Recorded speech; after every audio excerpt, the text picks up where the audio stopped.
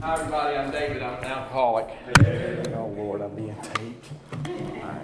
I ought to be getting pretty good at this. It's like I had detox Tuesday night, so I got to tell a little bit about my story. And then tonight I just came from doing a little stint at Recovery Associates, which is part of our CPI work. And so I shouldn't have any trouble remembering some of the stuff I'm going to talk about tonight. But the good thing about it is I hadn't had time to think about it, because I've been on the go. And before I get into talking, I have to say this, because we don't talk about outside substances, but I have to say I was at the Rolling Stones concert last night, and one of the nice things about going to a concert at a college football stadium venue is no alcohol. So there was no alcohol sold. But there was definitely something wafting in the air, and it kept finding me. And I thought, man, if this keeps up, I'm going to have to come pick up a white chip. But, you know, I wasn't like I could sit there and hold my breath for 3 hours, but I had no desire. So I think I'm clean on that. I'll try to stick to the format as best I can that we follow in telling our story. Unfortunately, some of you've probably heard it one too many times, but anyway, it does tend to change, and it does change because as I go further and further into recovery, I have the opportunity to talk more about that and some of that service work I was telling you about. Hopefully I'll have a little bit of time at the end of my little story tonight about why that's important that I do those kinds of things. That service work that I do is absolutely vital in keeping me sober. And a quality of sobriety that's very important for me. But I'll tell you a little bit, I'll qualify myself for you as an alcoholic as best I can without going into too many of the sordid details. But as some of you know, I grew up here. I grew up in Aberdeen, and for many years, this was my church. My mom was the organist here at this church from about third grade on up until I got married in 1990. And I kind of didn't like this church as I got into adulthood because and even in high school, because I was made to come to church, and I wasn't real wild about that. But anyway, so I grew up in a family that didn't have alcohol in my family. I did learn later in life on my mom's side of the family there was alcoholism and addiction. And I understand that can be hereditary, and if so, I got it. But as I'll explain later, I also worked very hard at being an alcoholic too, so I made sure I had both sides of the equation covered, hereditary and environment. And I have a sister who's 2 years younger than me, and I thought growing up I had a fairly normal childhood.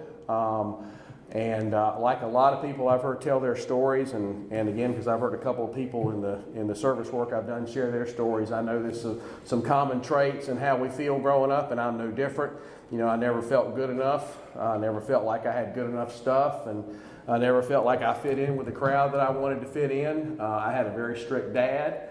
I got in trouble and disciplined a lot, so I learned to lie at an early age and paid consequences for that. So going way back, I had a lot of anger and resentment. I didn't really want to see that then. That's stuff I've learned through doing the steps and the fourth step here and going back and looking at some of that stuff. But I was an angry kid as I'm coming up. And but you know, if you saw our family, you would think everything was fine. And from the outside looking in, it was. I can look back on it, and like probably plenty of other families that had dysfunctions, we had ours. And I did the best I could in those circumstances. And I was this business about fitting in. I'll have to tell this story because I do it every time I tell my story, because it really illustrates the lengths that someone like myself will go to fit in. In middle school, I got a couple of things happened. I got talked into one time going up to the old Winn-Dixie in the Town and Country Shopping Center and lifting a pack of cigarettes. And apparently, I wasn't very good at being a crook because I got caught the first try.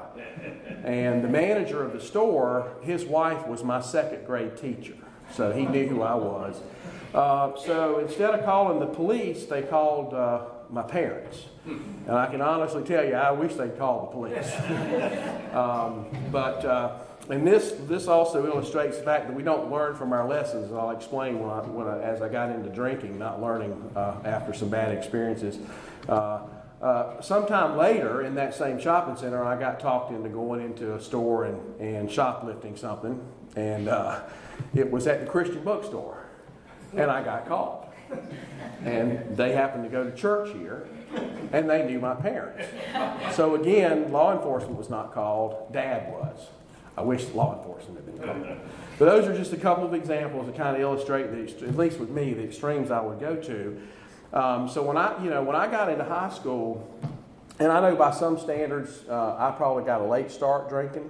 Some people start drinking and drugging a lot earlier than I did. It didn't happen for me until I was a junior in high school.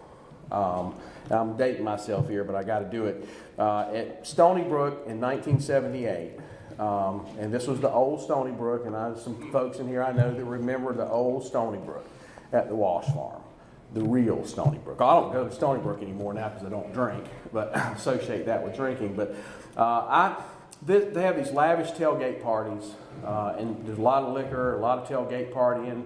And there's also dudes sitting in the back of their pickup trucks with Budweiser and buckets of Kentucky Fried Chicken too. But we happened to this one tailgate party, and I got dared into going and taking a bottle of a fifth of liquor. And okay, I'll do that. So that's everybody would go down to the rails to watch the race. I slipped over and grabbed this fifth of it was clear. It was gin vodka or rum. It had to be. It wasn't tequila. And I drank it. I drank the whole fifth. This is the first time that I ever put alcohol in me. I drank the whole fifth. And that's important because that's sort of my drinking. That was the way my drinking went from there on. Anytime I drank, I drank whatever I had, whatever you had, and it usually ended with me passing out. That was, and I know that for a fact, all the way up till the last night I drank. And obviously there were consequences, and I apparently went into a blackout because I heard things at school on Monday that I did that I don't remember doing. But they thought it was great. They thought that was just, this guy's a party guy. So suddenly I got in with a group of people that I thought somebody that I can be a part of, that wants me to be a part of them, and I could party with these guys. And but how it ended was that particular Saturday, I came to in my car. I'd gotten sick, I'd passed out, and when I came to, it was me and a Moore County Sheriff's deputy, and everybody else was gone. There may have been some of the help was still around, but all the spectators were pretty well gone, and the Wash Farm was in the county, it wasn't in Southern Pines, and so he told me to drive your car over to the other side off of the other side of Young's Road and have somebody come get me. Well, this is 1978. It's not like he had cell phones back in 1978. I don't know who he thought I was going to call. So I just kind of waited it out, waited for him to leave. And so I drove down Young's Road onto May Street, go right through the middle of town. Back then, the Southern Pines Police Station was right there in the park, right where the park is in downtown Southern Pines. They had a jail. And I remember there were people lined up coming out from people they were pulling for drinking and driving. They were giving them breathalyzers. And here I am, just drunk as can be, right down May Street. I didn't get caught, but I did when I got home. And there was no hiding that when I got home. And I got into some trouble again at home that you would have thought you might not want to do that again. At least, or come home when you're in that state. And unfortunately, that was a problem that would repeat itself several times while I was still living at home, and I never learned my lesson. And but that's the way it was with me and alcohol. When I got the alcohol in me, I didn't think about any of that stuff. And there really weren't a lot of consequences at that point. I went through my senior year, and by some miracle, I graduated from Pinehurst, and a lot of my friends were making plans to go off to college. Actually, they had started preparing for that back in, maybe even middle school or ninth grade, certainly. And so I realized at the beginning of my senior year, I hadn't even taken the SAT yet. So, I did make a feeble attempt, but it was too little too late. Again, that's another thing with me. It would come later in life. So I wound up staying here and going to Sand Hills, which really turned out in hindsight not to be a bad thing. I had lived at home for 2 years, but I actually got my grades up and had a little bit of, enjoyed my time there. My drinking was mainly on weekends at that point still. But I will say this, that every time I drank, I got drunk. There was never an in-between with me when it came to alcohol, even back then. But again, if it's on weekends, on Friday and Saturday, I certainly don't think there was a problem with that. And so I got my grades up. I got accepted to a 4-year institution, one that my dad went to that I grew up a fan of. And I get up there in an apartment with 3 other guys, including a guy that I grew up across the street from who was number 4 in my class. He was a nuclear engineering major. He played bass in a band, and he was a dealer of a certain kind of substance. I won't go into that since this is an AA meeting, but I was exposed to that substance on a level I'd never seen before. And so here I am on my own, total freedom, and I could drink, and again, mostly on weekends. But by the end of that would have been my junior year in college. By the end of that year, I had basically quit going to class. The basketball team there won the national championship that April. Matter of fact, it's the last time they won a national championship. And so I got a letter soon after I got home for the summer, basically not inviting me back, unless you want to come to summer school, and I wasn't about to do that. So I was, I partied my way out after a year, but I still didn't see that as a consequence of alcohol. I just thought it just wasn't for me.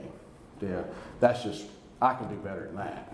And so I wound up getting a job here. I'd had this part-time job in high school and my 2 years at Sandhills, and I would come back from school on weekends and do it at the radio station here, a little part-time announcing job. And so I got a full-time job doing that.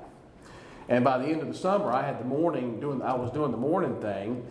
So, when you have to be at work at 6 o'clock in the morning, you're not going to do a lot of drinking the night before. When you have to sound chipper and happy the next morning, being hungover is just not smart.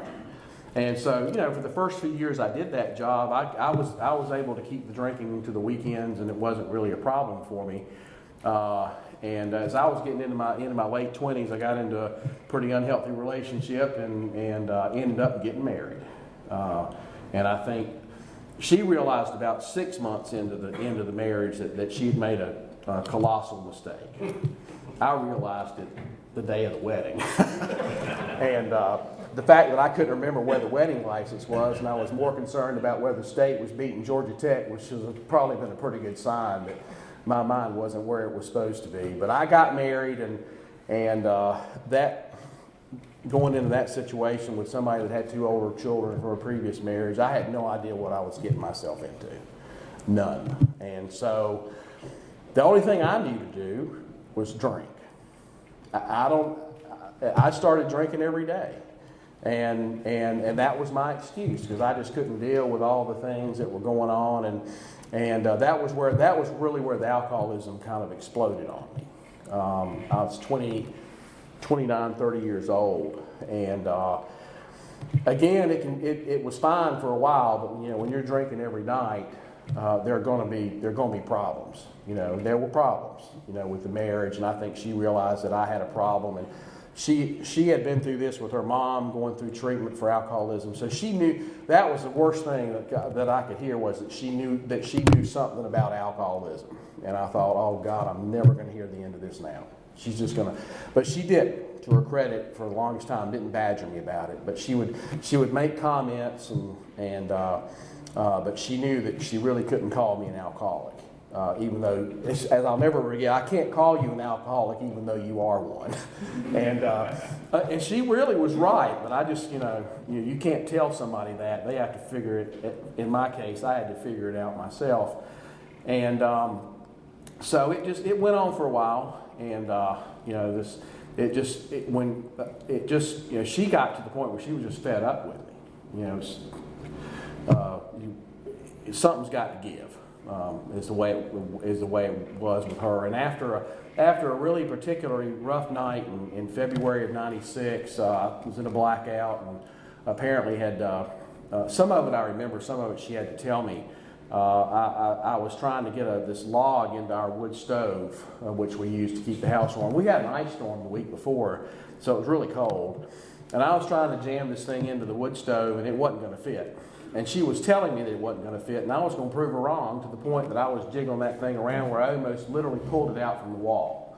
I'd have set the house on fire probably. And I guess I threw a tantrum and damaged some furniture and threw something at her, she told me, and then I decided to go outside, and I was going to sleep in the shed that night. It's 20 degrees outside. I would have frozen to death. I would have frozen to death. And I guess she had a moment of compassion and said, you come in here and just stay downstairs, don't come upstairs. And the next morning I was given an ultimatum to get help or get out. And I thought about that and what that meant. And my first reaction was I was worried about people finding out about me. I was worried about people finding out about me. It wasn't that I had a drinking problem or I was a terrible drunk and certainly a bad husband. I didn't want people to find that out.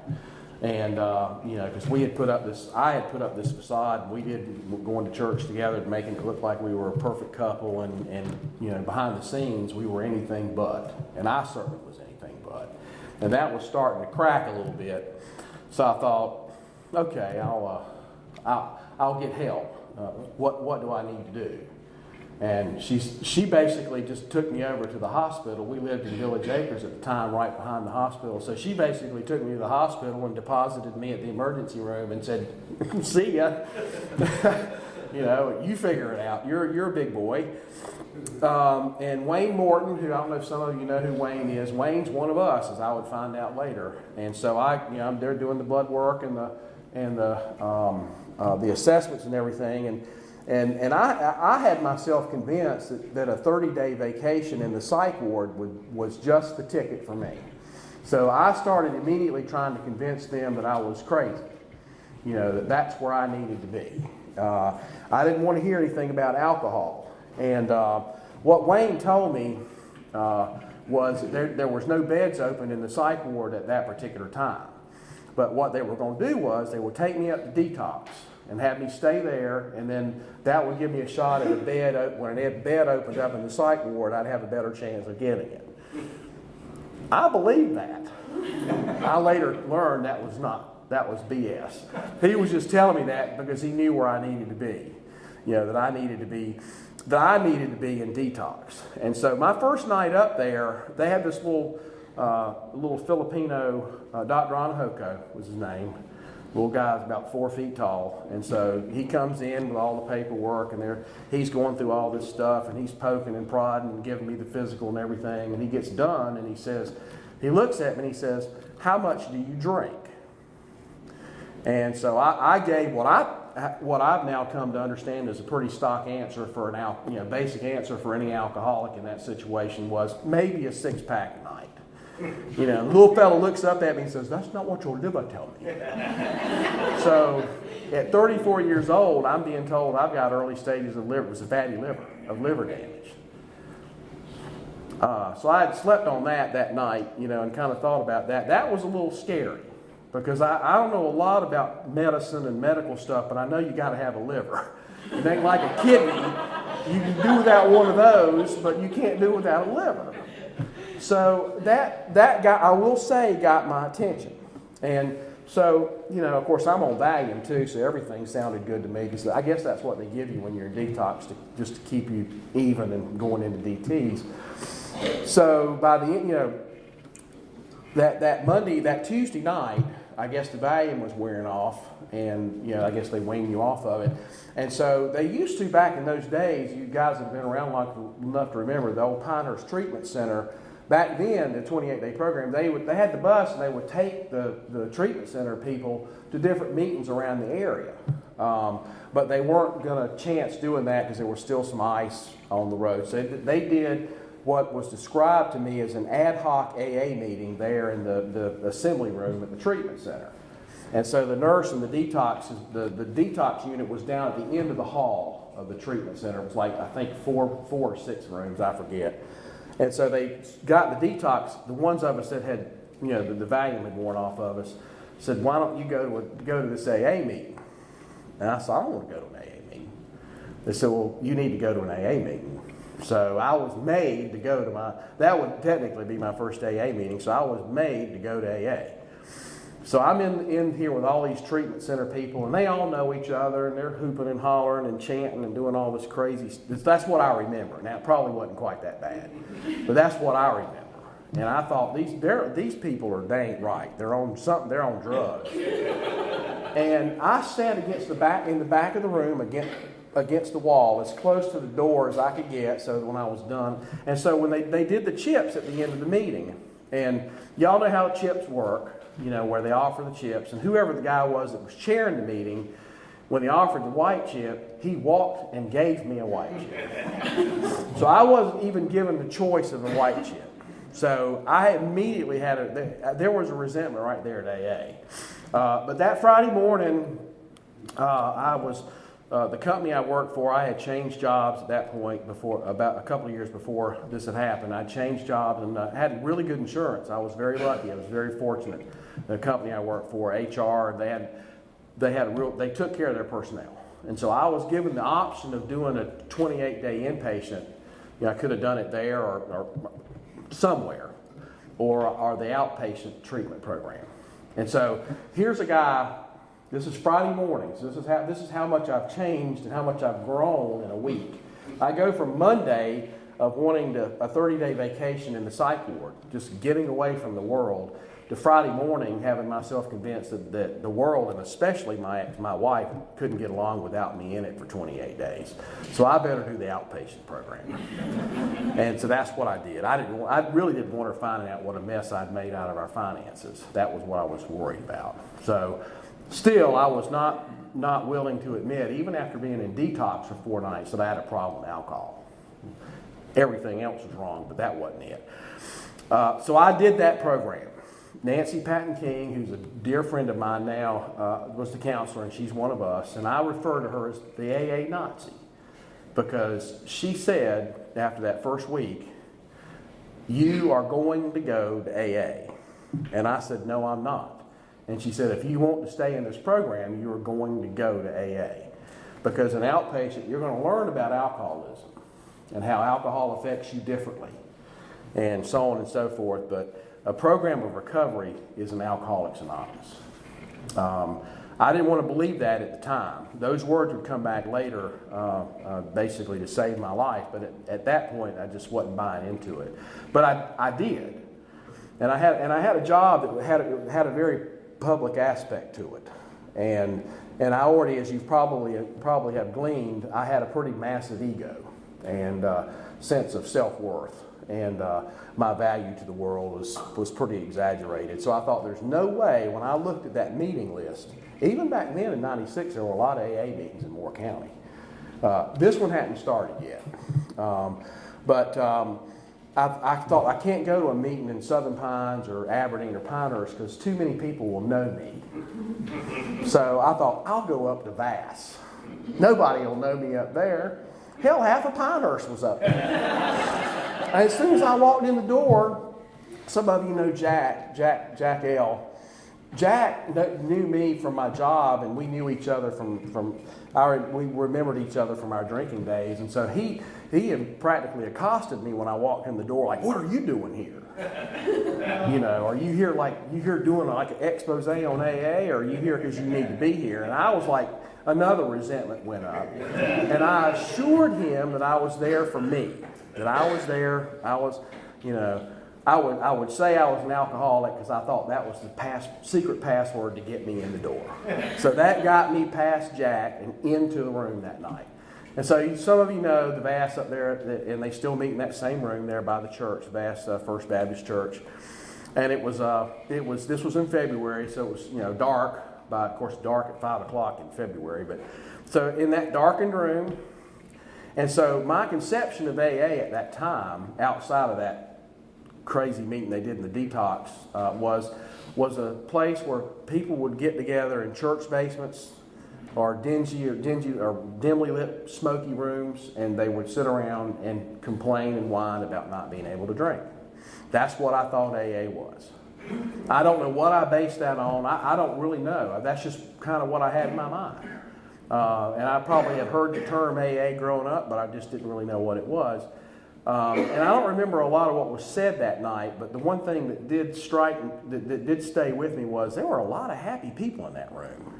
And of course, if you pretty much at any AA meeting, but especially that one, there's a lot of laughing, and that got my attention. I thought, well, something's different with these people, and they were happy, and I really wasn't, even though I wasn't really wanting to admit that at that time.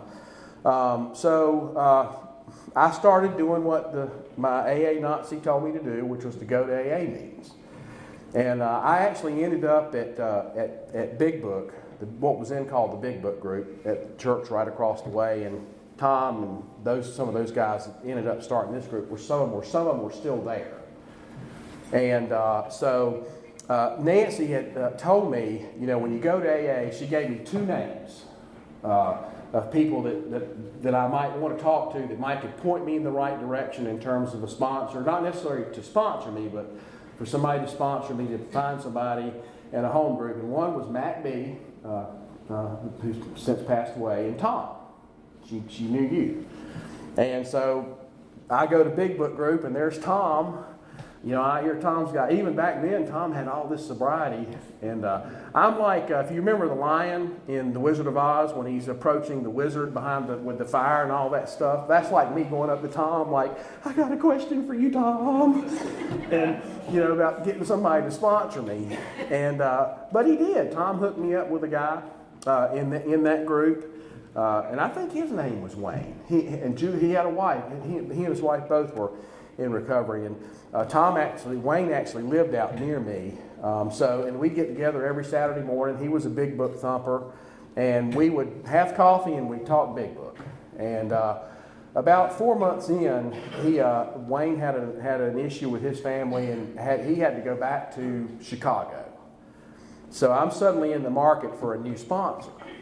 So Tom hooks me up with this guy, Dick Starner, who passed away 3 years ago. He'd been who did become my sponsor, but he hooked me up with this old guy. He was older than me, and I thought, I ain't seeing this. And I tried. I tried to do what Dick wanted me to do, and but as we got close to August of that summer, the marriage was coming apart. I was not really doing this program. I wasn't doing this program. I just wasn't. I wasn't doing the spiritual part. As we all know, it's all spiritual. And I wasn't doing any of that stuff. And then I had this sponsor that I resented. And finally, early August of that year, my wife at the time basically just said, I've had it. You've not changed. The only thing different is you're not drinking. You're basically the same SOB you were before you drank. Before you stopped drinking, you might as well drink again. Well, you didn't have to ask me twice, and in a fit of resentment and anger, again, resentment and anger prevalent in my life. Off I went. And by the end of that year, we finally got separated, and I got on my own, and I thought that my problems are over. And I thought, if I'm gonna be a drunk, I'm gonna be a happy drunk, because I was away from her. And that's really what I thought. But I'm an alcoholic, and so as you know, when I started back drinking, I didn't start back drinking a little bit. Matter of fact, that Sunday night when I had that grand relapse, because the liquor stores weren't open, I went to the convenience store out there near where we lived and got a 12-pack of Ice House beer and just drank the whole thing. All the while telling myself, you're not an alcoholic. I'm enjoying this, I don't think any normal person would go get a 12-pack and just sit down and drink it. But that's exactly what I did. And I think it's funny, I remember the brand of the beer. I wasn't a beer drinker, I was a liquor drinker. But I knew, for some reason, I'd seen Ice House in a commercial, I guess. And so that set me off. On the road again, and I went fast. I hear people talk about relapses, and you don't have to have a relapse in AA to get it. And I know plenty of people who get it on the first try. But I guess this is what I needed. It took what it took to get my attention, and this last year and 4 months of drinking is what got my attention. And I had, in the church, I said I'd married into the church, her church, and had left this church. And I'd gotten in a position of elected leadership there, and there were certain responsibilities I was expected to uphold, and I was starting to slip in a lot of that stuff. And it was starting to become noticeable. And I tried and I fought it. And I even through that time, I started telling myself, maybe you should not drink as much. And I'm sure everybody's done this before to a certain degree, where I would say, well, I'll only have this much tonight, or I won't drink on this night. And it never worked, because every day, every night, I would be drinking. And when I drank till I passed out.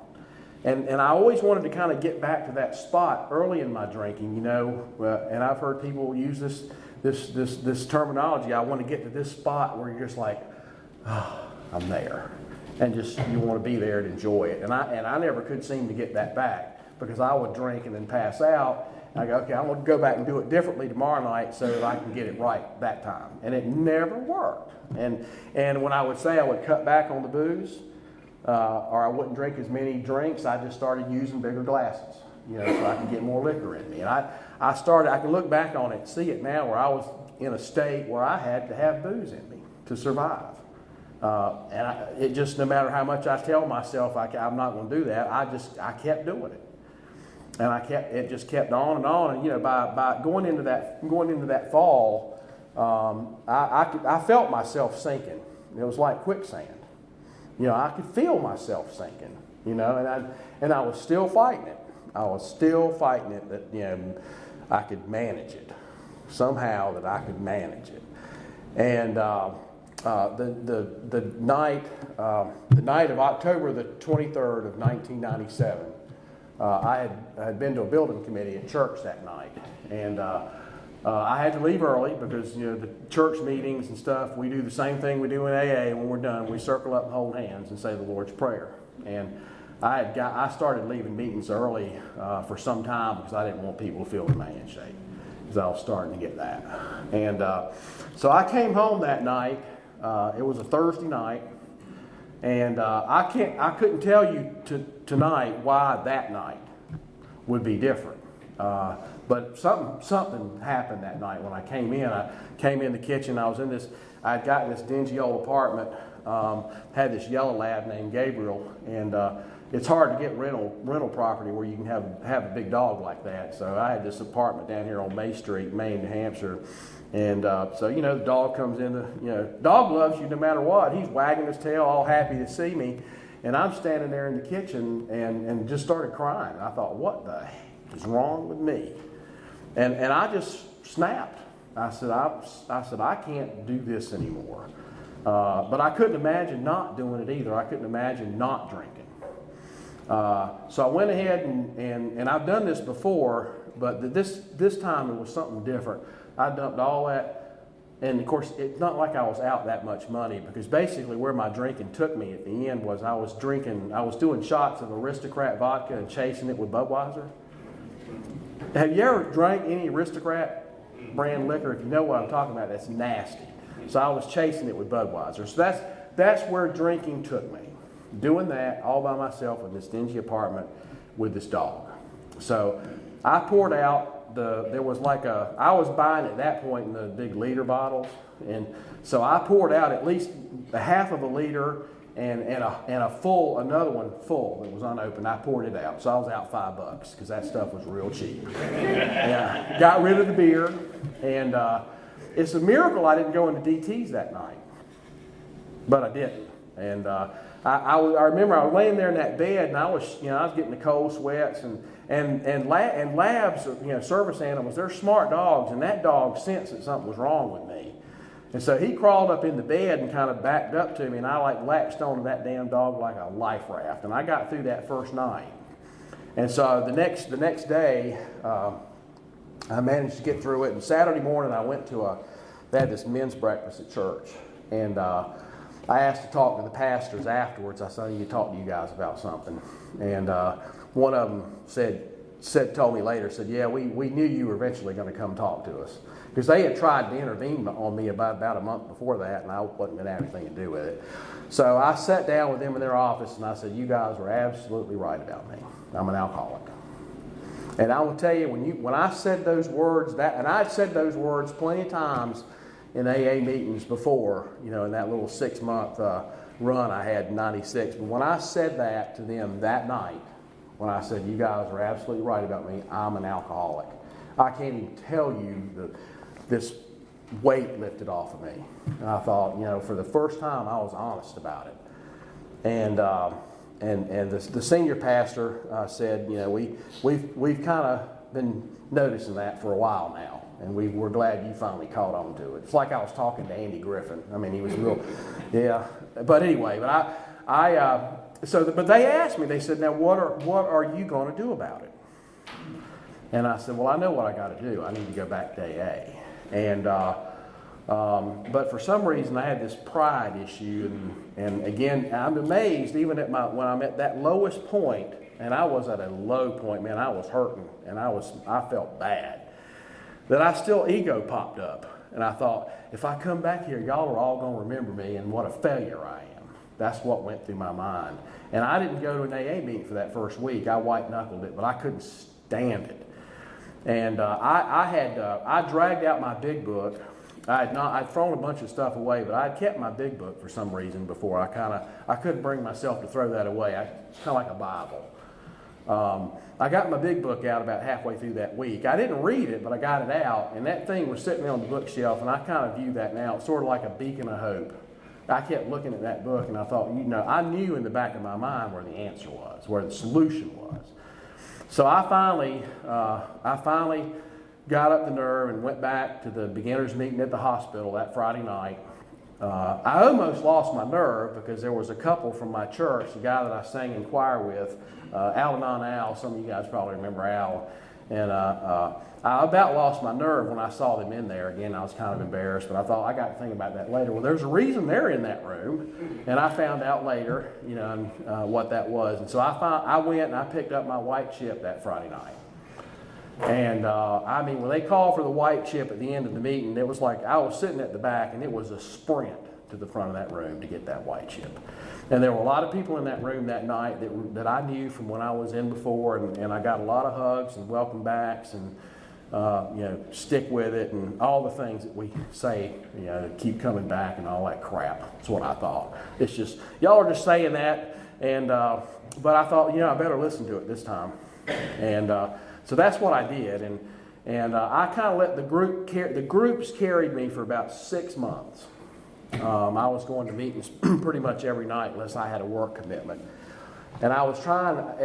By that point, when I came back in '97, this group had been formed. This group was formed, and we just celebrated the 18th anniversary. This group had just formed that June, and so I'd been coming here down when you were in the room down here. And I was coming over here some on Mondays and Thursdays, and I was going to Big Book and the hospital meeting on Friday night, and pretty much about every night I was at a meeting. And I was really struggling trying to figure out what to do about the home group. And so I called, he probably won't remember this, I remember it. I called Tom one night, and I said, I'm really struggling about what to do. And Tom is real good. He wasn't going to tell me what to do. What Tom said was, in figuring out where your home group is, you need to figure out where you can be, where you're accountable to them and they're accountable to you. And at that point in my life, I knew I would have problems being here a lot on Mondays, and it looked like the Tuesday night over there would be the better fit for me. So that's what I ended up doing. So 6 months in, I made that decision, and so I went back over there on their speaker meeting at the end of it was in April of that year. So I went back up to Dick Starner at the end of that meeting and sheepishly asked if we could try it again. And he said yes. And so he was my sponsor from that point until he passed away in March of 2012. And we worked the steps. We were in the Big Book meeting every Tuesday night. We worked those steps together, and I got grounded in the program.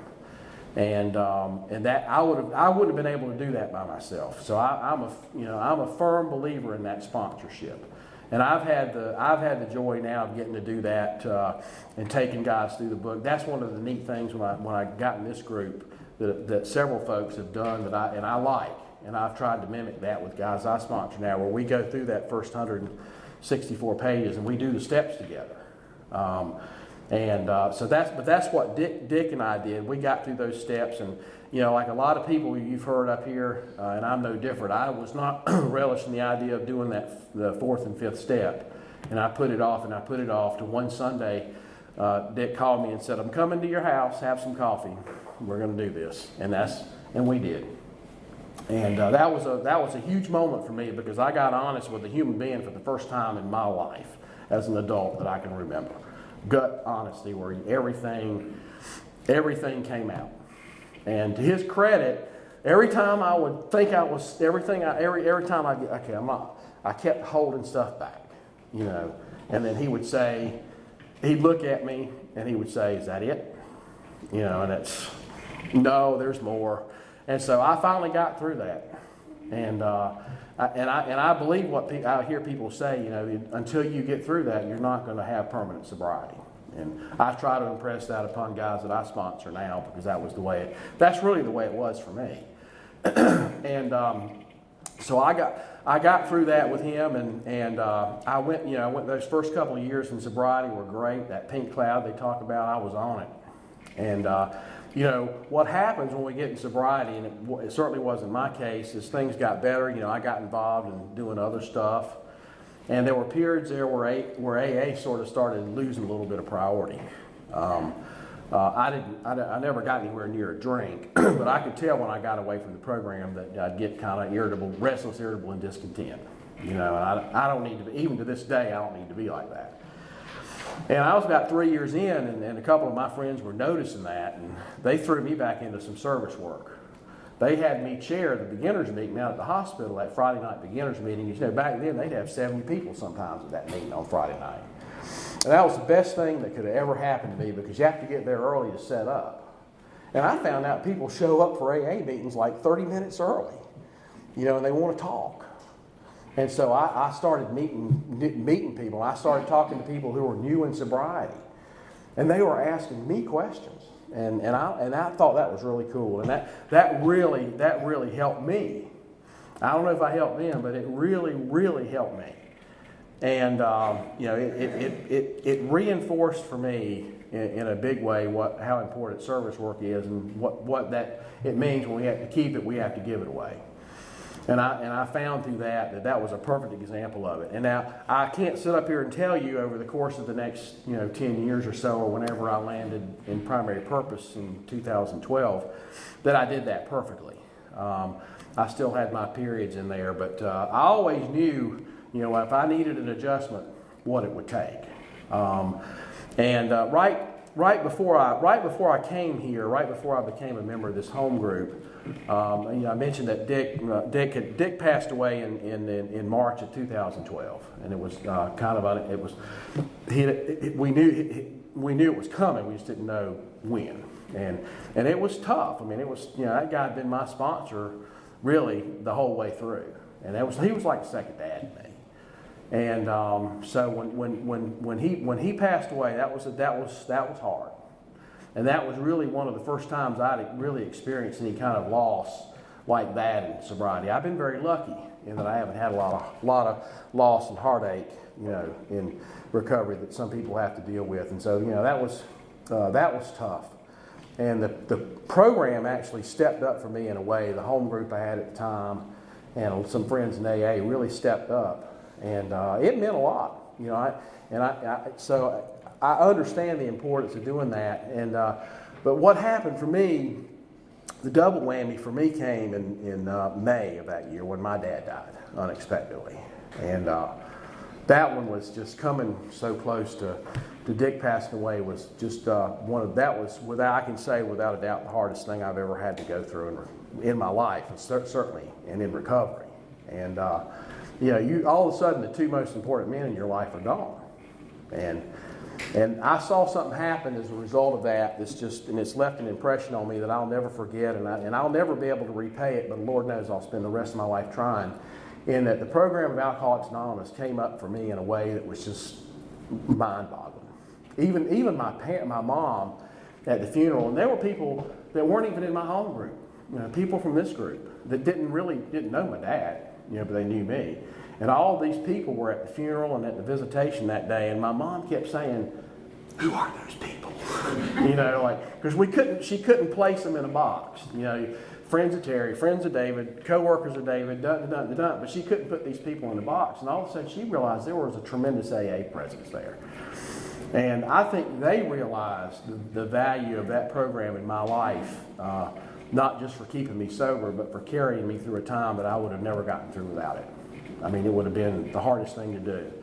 The miracle of that whole deal was I never ever at one point in that period of time, and that really tough period of time, did I ever think about drinking.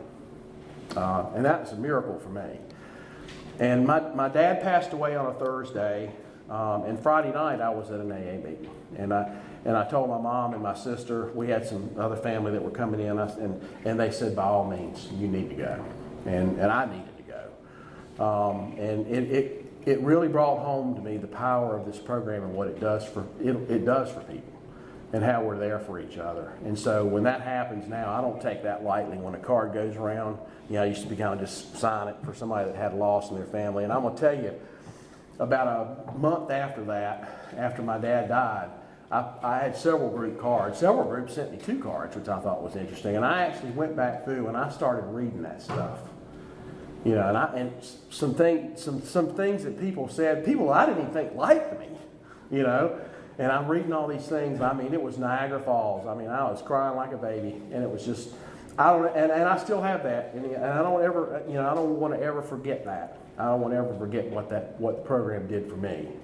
And the other thing is, I don't want to ever forget what the program did for me when I was new, And when I came through the doors of AA, and so many people were reaching out and offering to help, and were there, and the encouragement. And so that's a big part of why I'm involved in the service work that I do. And one of the beautiful things that happened when I had a change in my job that forced some things upon me, that led to change in home groups after 12 years.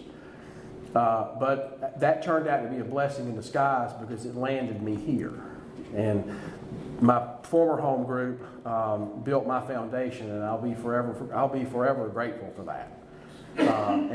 But here, I found a purpose here too, and some of the service work that I got a chance to do, and I'd actually been doing this with some of these guys before I became a member of this home group and going over to Detox and down to the Colony, and I live for those opportunities now. And this week's a perfect example, doing Detox Tuesday night and then doing Recovery Associates tonight. Those are the things that help me. And I want to carry that message because people were carrying that message to me when I came here. So, when service opportunities come along, I try not to say no. Even like tonight. I mean, the reason I'm standing here tonight is the fact that I showed up for a programs committee meeting without a name. And so when there was a slot to fill, somebody said, well, you do it. And I couldn't say no. And so that's just the way it's been for me. I just, when those chances come to serve, I do it. And I still get nervous. And my first sponsor told me a long time ago, that's good that you get nervous when you speak. That's God shaking the truth out of you. And I believe that. You don't want to ever get quite get too comfortable with it. I'll end with this, and it's like, as I said, I will be forever grateful for the people that were here when I got here, because that's why I'm still here, and then all the people that have come since, and I want to make sure, that I'm here, when somebody comes through that door, that I can carry a message to them. And every morning when I get up, I ask God 2 things. I say, help me to stay sober today. And if I'm in a position to carry the message to another alcoholic, help me to do that, or at the very least, do something good for somebody. And I've stayed sober every day since then. So that's proof enough for me and a higher power and the power of this program. So, thank you. God bless you.